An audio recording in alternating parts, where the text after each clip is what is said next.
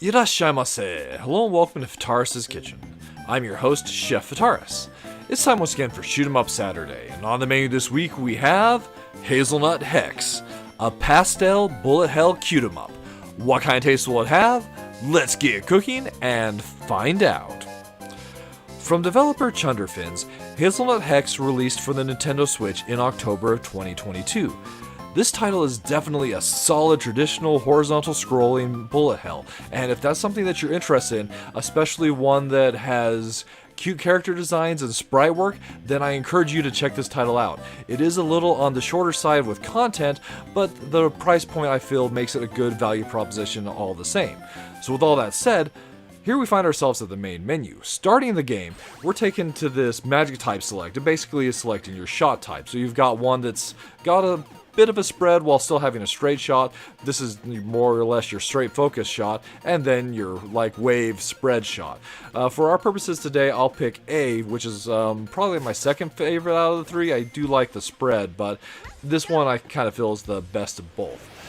So, starting the game, story-wise, we're playing the character Nat, who's this mascot for the cereal Hazelnut Hex. And all the breakfast in the world has disappeared. She's trying to find out why that's the case, and is set out with her friend, the squirrel Sam, to figure out exactly what's going on with breakfast. So as far as the controls are concerned, it's basically your traditional like horizontal scrolling shooter.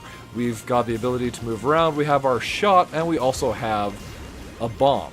So our shot has basically two modes. If we hold the button down, it's rapid fire. If we let off the button, it charges, and then we can release a charge shot, which does have a couple benefits. The charge shot will both clear enemy shots in front of us, as well as if you defeat multiple enemies with it, the charge shot will ultimately give you a multiplier, and you'll also get extra stars. What do stars do? Stars charge the meter at the bottom of the screen, which is our super beam there. So you'll get an indication every single time you charge up super beam, your bomb basically. And another thing that the bomb does that I didn't mention is for every bullet that's on screen, you get bonus points for the basically bullet cancel. It's a pretty neat little system, so you want to hold off on using it until just the right time. I mean, there we only got 11 bullets, but for some boss fights you can get upwards of like 200 bullets. So just imagine the point gain you have from those. In addition to being able to bring your partner into the fray, Sam, who, by the way, if you have a second controller plugged in or turned on for the Nintendo Switch, it's possible for Sam to be controlled by a second player, at which point they're invincible. They can help pick up power-ups for you, as well as deal damage and provide extra coverage on the screen. However, if you're only playing in single-player mode, if you take a hit, Sam will disappear, and you'll also lose some of your shot power. So when you get to the boss fights, the bots are basically Nat's friends, who are, most of them, like hangry from not having had breakfast. So we need to bring them to their senses by, I guess, like delivering magic cereal their way. The story is cute if on the silly and simple side of things. So the shots are powered up by these hazelnuts that we can collect, and it's possible to upgrade your shot to level 5.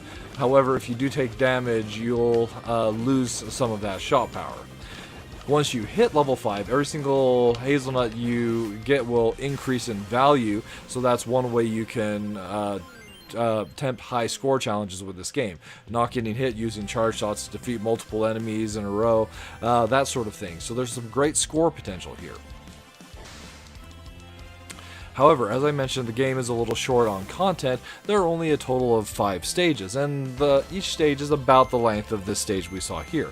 There are multiple mini bosses spread throughout, so the pacing is good, and there's a fair bit in every stage, but overall the game is just a little on the shorter side. It would have been nice in my mind if there had been like just a little bit more content, or maybe some additional game modes, as there's just this standard mode, but overall I feel like this one is a really solid, enjoyable shoot 'em up to just like kick back and play through a few rounds on, maybe like try and practice getting some high scores, and especially if you have a friend to play with you, just enjoying a really like well, pastel time. So as far as the minus flavors are concerned for this game, as mentioned, I feel that it's just a little on the short side, or like lacking in content or game modes. If there was just a little bit more there, even a score attack or even an online leaderboard, which is something that the game is missing, I feel that there would be like just that much more reason to pick up and play this title.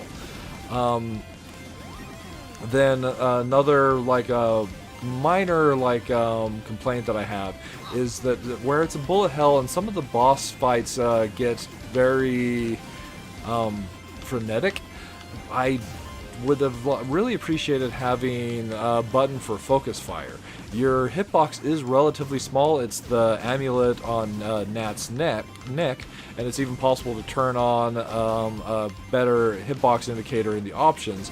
But without being able to slow down your movement, I feel it's just a little trickier to dodge some of the heavy patterns that the enemies throw your way. But on the plus flavors, really just the whole presentation the game has. Like all the various like sprite work that you get, all the stages have unique enemies, which is something that's I definitely appreciate and is really fun. And there's quite the variety there. The color palette is awesome. The characters themselves, like your character, the boss characters, are like well designed and just kind of like fun characters. And the game has great music as well.